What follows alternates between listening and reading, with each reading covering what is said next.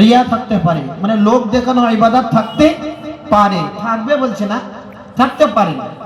কিন্তু রোজা এমন একটি ইবাদত, আহলান সাহলান মাহে রমাদান, রমজান মাসকে আমরা ওয়েলকাম করে নিই। কোন পাগলেও সারা দিন না খেয়ে শুকিয়ে থাকবে না।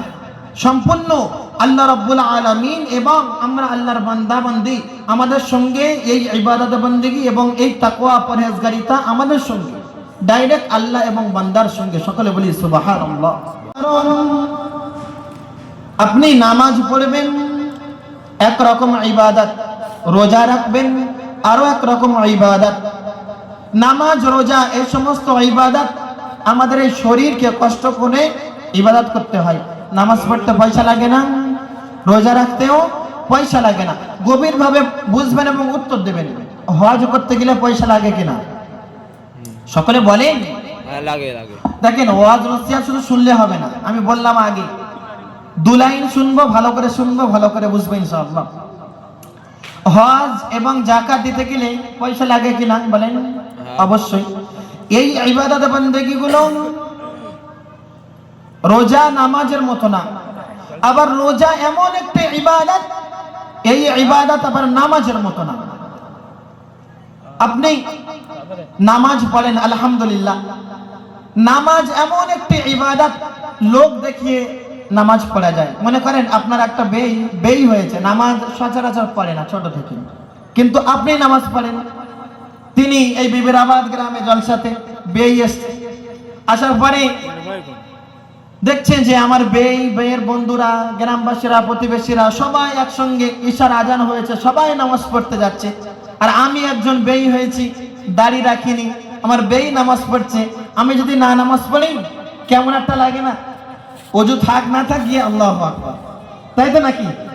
তাহলে আমরা বুঝলাম কি, এই যে নামাজ যেমন একটি ইবাদত, এই ইবাদতের ভিতরে রিয়া থাকতে পারে, মানে লোক দেখানো ইবাদত থাকতে পারে, থাকবে বলছে না, থাকতে পারে। কিন্তু রোজা এমন একটি ইবাদত, কোন পাগলেও সারা দিন না খেয়ে শুকিয়ে থাকবে না। সম্পূর্ণ আল্লাহ রাব্বুল আলামিন এবং আমরা আল্লাহর বান্দা বান্দি, আমাদের সঙ্গে এই ইবাদত বন্দেগী এবং এই তাকওয়া পরহেজগারিতা আমাদের সঙ্গে ডাইরেক্ট আল্লাহ এবং বান্দার সঙ্গে। সকলে বলি সুবহানাল্লাহ। আমার প্রিয় বাবাজিরা, ভাইরা, আমার আম্মা জান, বোনেরা, গভীরভাবে শুনবেন।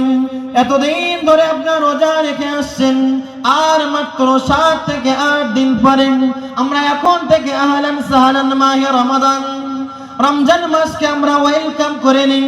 আল্লাহ রাসূল সাল্লাল্লাহু আলাইহি ওয়াসাল্লাম একদিন মসজিদে নববী শরীফে বসে আছেন, সাহাবীরা বসে আছেন। আল্লাহ রাসূল সাল্লাল্লাহু আলাইহি ওয়াসাল্লাম এই রমজানুল মুবারক মাসকে সালাম দেওয়ার জন্য, ওয়েলকাম জানানোর জন্য, মারহাবা জানানোর জন্য হঠাৎ করে সাহাবীদের মাঝে হঠাৎ করে বললেন, ওই যে কে একজন আসছে, ওই যে কে একজন আসছে। সাহাবীরা অবাক হয়ে গেছে, শান্তভাবে অন্য একটা বিষয় নিয়ে কথা বলছিলেন, হঠাৎ করে বলছেন, ওই যে কে একজন আসছে, ওই যে দেখো, ওই যে, ঠিক এমন ভাবে।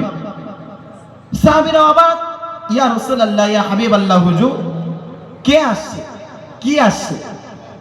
আল্লাহ রাসূল খুশি হয়ে একটু রসিকতা করে বললেন, ও রমাদান আ রাহা হে। সকলে বলি সুবহানাল্লাহ, সুবহানাল্লাহ।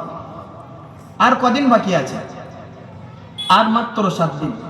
আল্লাহ রাসূল সাল্লাল্লাহু আলাইহি ওয়াসাল্লাম হাদিস শরীফের ভিতরে বললেন, যখন রজব মাস আসে, আল্লাহ নবী সাহাবীদেরকে নিয়ে, আল্লাহর হাবিব সাহাবীদেরকে নিয়ে রজব মাস থেকে রমজানুল মুবারক মাসের জন্য প্রস্তুতি গ্রহণ করতে লাগলেন।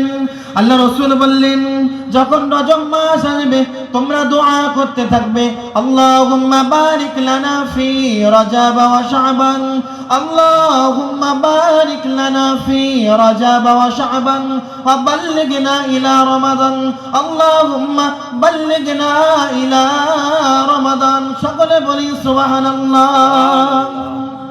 রাসূল দোয়া করতেন, আল্লাহুম্মা বারিক লানা ফি রজব ওয়া শাবান, হে আল্লাহ রব্বুল আলামিন, আপনি এই রজব মাস এবং শাবান মাস, এই 2 মাসে আপনি আমাদের উপরে বরকত নাজিল করুন। অবাল্লিগনা ইলা রমাদান, আল্লাহ আপনি আমাদের রমজান মাস পর্যন্ত সকলকে পৌঁছে দিন। সকলে একবার বলি সুবহানাল্লাহ। এ দোয়া করা সুন্নাত। অবশ্যই এ দোয়া আমরা বারবার বিভিন্ন ইমামদের মুখে শুনেছি। এ দোয়াটি রজব শাবান মাসে এ দোয়া করা সুন্নাত। এখন আসে আল্লাহর হাবিব নবী মুহাম্মদুর রাসূলুল্লাহ সাল্লাল্লাহু আলাইহি ওয়াসাল্লামের সাহাবীরা যখন রজব মাস এসে যায়, একজন সাহাবী অপর সাহাবীকে বলতে থাকেন, নাম ধরে বলতে থাকেন, এই আবু হুরায়রা, এ আমার ভাই, তুমি রমজান মাসের জন্য কোন কোন প্রস্তুতি গ্রহণ করেছো? আর আমরা কি করি ভাই, এবছর ঘেরে কি কি মাছ ছাড়বে, তাই তো নাকি বলেন? অবশ্যই এটাও দরকার আছে, ওটাও অবশ্যই দরকার আছে।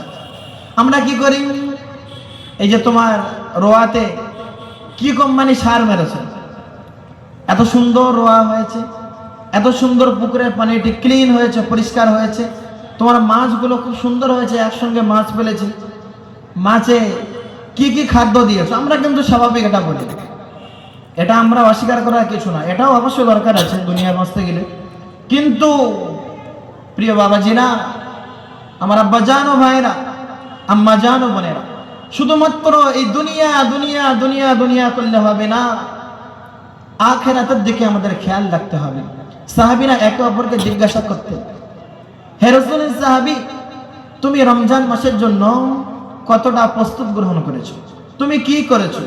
আগামী এই যে রমজান আসছে, তুমি কোরআন শরীফ পড়বে অবশ্যই, কেমন ভাবে প্রস্তুতি নিয়েছো, কেমন ভাবে রুটিন সাজিয়েছো? আল্লাহ পাক আমাদের সকলে ঈমানকে আরো তরতাজা বানিয়ে দিন। সকলে বলি আল্লাহুম্মা আমিন। এই বিগত 15 দিনের ভিতরে আমি বসিরহাট মাদ্রাসা থেকে ফারিগ হয়েছি, আল জামিয়াত কারিমিয়া পাশে পড়াশোনা অবস্থায়, আপনাদের দোয়ায়, মধ্যবিত্ত বাড়ির ছেলে আমি, পড়াশোনা অবস্থায় এক জায়গায় পাশে একটা মসজিদে ইমামতি করি।